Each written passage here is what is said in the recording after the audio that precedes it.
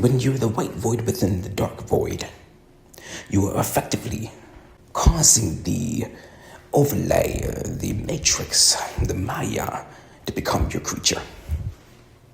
In this natural life, we're able to dominate over the creatures of this earth. We're able to ride them on horses. We're able to channel and summon fishes from the sea and get them in nets. We have mastery over the creatures of this earth. But do we have mastery over the overlay? Do we have mastery over time? Do we have mastery over the elements, earth, wind, fire, air, ether? Do we have mastery over this dimension and the fabric of space and time? Do we have mastery of the illusionary mirage of the Maya? Do you have mastery over this? When you're able to cause the matrix to become your creature instead of you being the creature within the matrix, you have effectively become a master of the Maya. You have effectively become one that can cause miracles to happen. You can cause things. You are operating and walking in supernatural feats when you're able to cause the Maya, the matrix system, to become your creature. You have a demand over the Maya. When you cause this matrix system, the fabric of space and time, this reality, to become your creature, you are the one that are able to summon it and capture it with a fish hook. You're able to manipulate it, space and time. Are you able to do that? Are you able to do that? Now, in understanding how to do that, you have to start to see all the reality is conscious, living beings, energy bodies.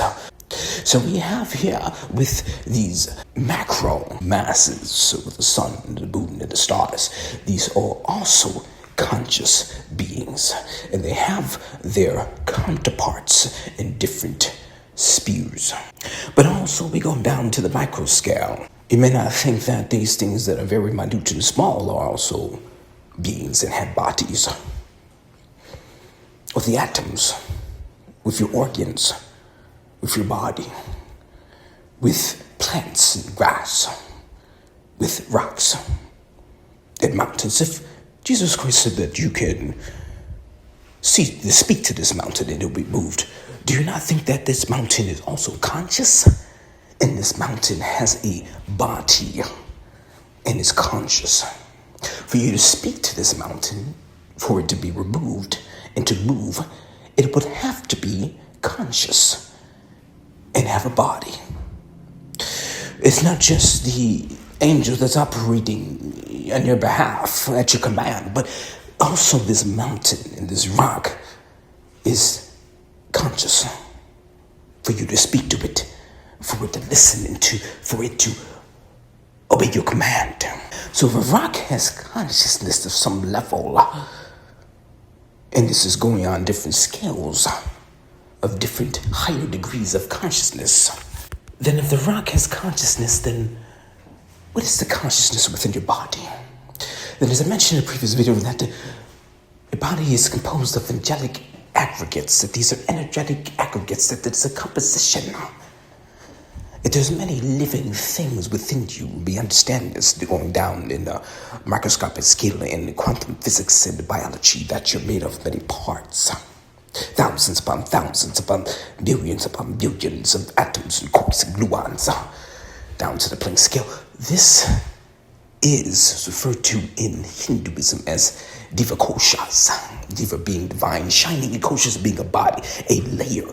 You have energetic layers and energetic bodies that you're composed of. You're not just flesh and blood and just one body. You are many bodies and composed of many different energetic processes.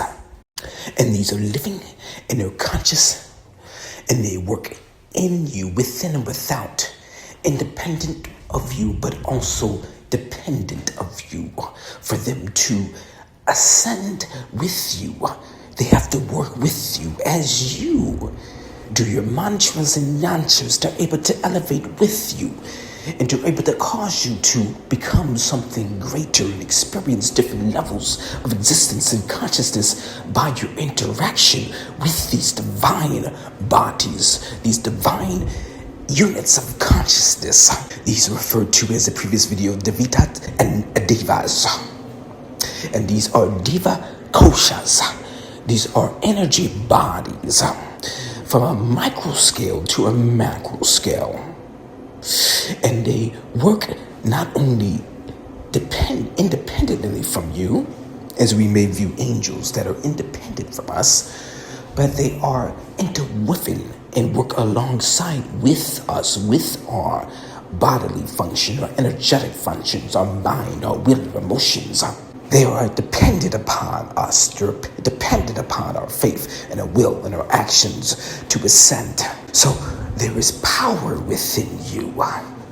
There's power within your organs. There's power within your energetic body, your energetic processes. There's power within your chakras. There's a power within your mind. These are your appendages. They are your weapons. They accompany you within and without.